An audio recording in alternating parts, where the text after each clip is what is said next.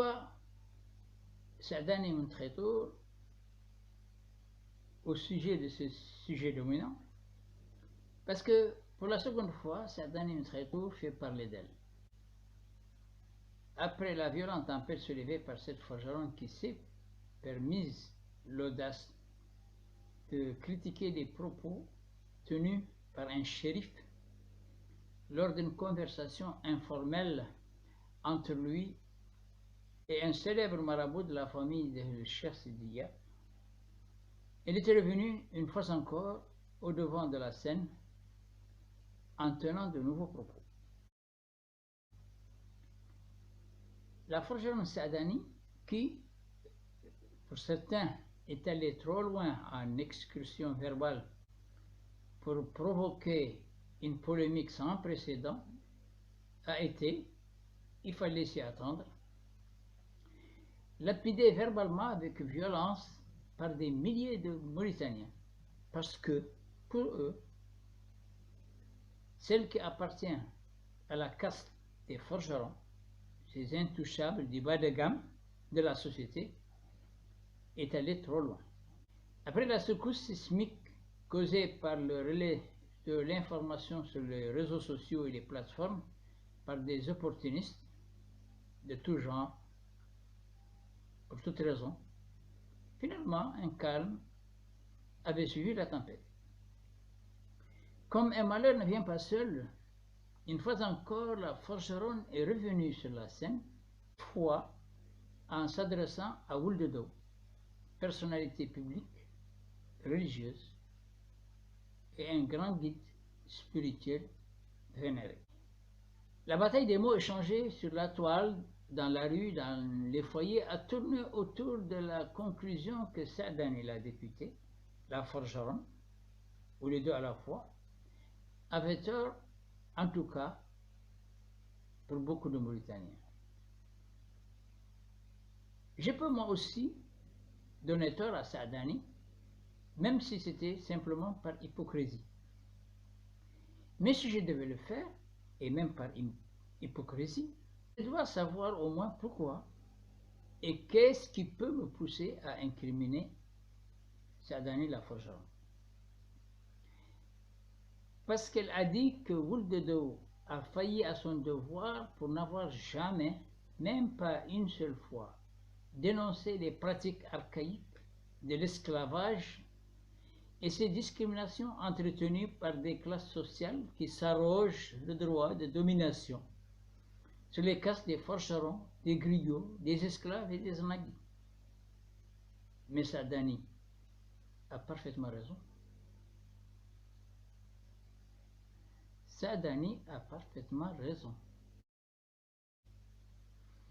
Jamais dans ce pays, aucun érudit après le saint Bouddha Al-Busayri, rahmatullah alayhi, n'a dénoncé les pratiques néfastes, ignobles, dégradantes, humiliantes et contraires aux valeurs de la dignité humaine qui ont toujours été exercées sur les castes, que celles-ci soient celles des forgerons, celles des esclaves, celles des griots, celles des nagas ou celles des haraki.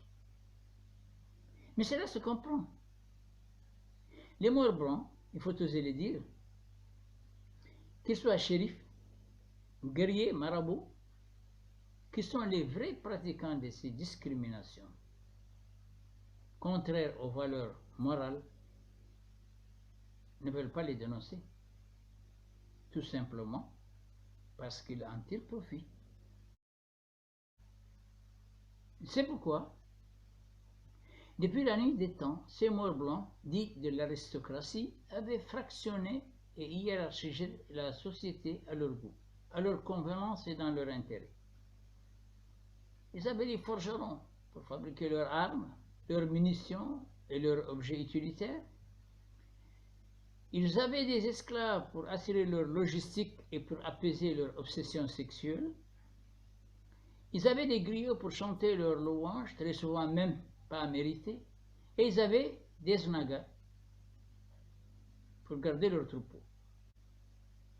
Depuis le début du XVe siècle, les Maures, shérifs, guerriers ou marabouts exploitent toutes les composantes des castes.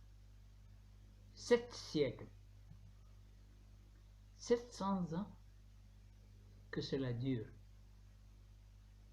Il est temps que ça s'arrête. Parce qu'il me semble que c'est quand même un peu long. C'est cette exploitation de l'homme par l'homme qui se caractérise par un dominant qui s'arroge le droit sur un dominé qui fait mal.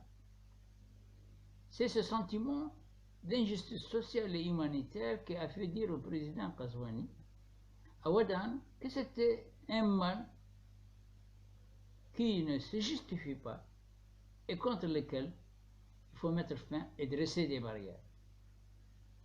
Le président, on le sentait exprimer des sentiments très profonds et il était sincère. C'est d'ailleurs pourquoi Forgeron, Griot, Haratin et assimilés ont tous été très reconnaissants au président d'avoir osé dire ce qu'il fallait dire et qui était jusque-là un tabou. Et le plus important de ce que le président a dit, et ce pour lequel ces castes sont très reconnaissantes, c'est parce qu'il a exprimé des sentiments très profonds et sincères dans une ville sainte, mais surtout dans une ville qui a été, vous vous souvenez, le théâtre d'une affaire qui avait secoué toutes les classes des droits humains. Pour revenir au problème de Saadani, il ne faut pas voir dans le second round de son choc frontal avec un leader religieux ou de dos un péché que la Forgeron, la députée ou les deux avait commis. Pour cela, il ne faut pas voir le problème sous l'angle d'une forgeron, Saadani, qui fait des remarques à un érudit ou un marabout vénéré. Dire que Saadani, une forgeron de statut, ne doit pas faire de remarques à Ouldado, un leader religieux de grande renommée nationale et internationale, c'est aborder le problème sous le mauvais angle. Parce que, vu de cet angle, le débat est faussé. La question fondamentale, c'est que Saadani Mentraitou, si elle est forgeronne, ce qu'elle ne cache pas, et dont elle est fière d'ailleurs, elle est par ailleurs une députée. Une très grande députée qui ne fait que son travail, celui de lutter par son statut humanitaire, social et politique contre les injustices et ces inégalités sociales. Et Ouldado, un érudit, une personnalité publique religieuse de référence, devait faire son travail, celui de dénoncer les inégalités et les fractures entre les hommes qui ne sont pas consignés dans le livre saint, le Coran, et qui ne sont pas référés dans les écrits des hadiths du prophète Mohammed sallallahu alayhi wa sallam. C'est tout là le problème. Le problème est celui-là. Ce n'est pas un problème de Saadani, une forgeronne, qui a parlé à Ouldado, un marabout de renommée. Si on le regarde sous cet angle, le problème est faussé.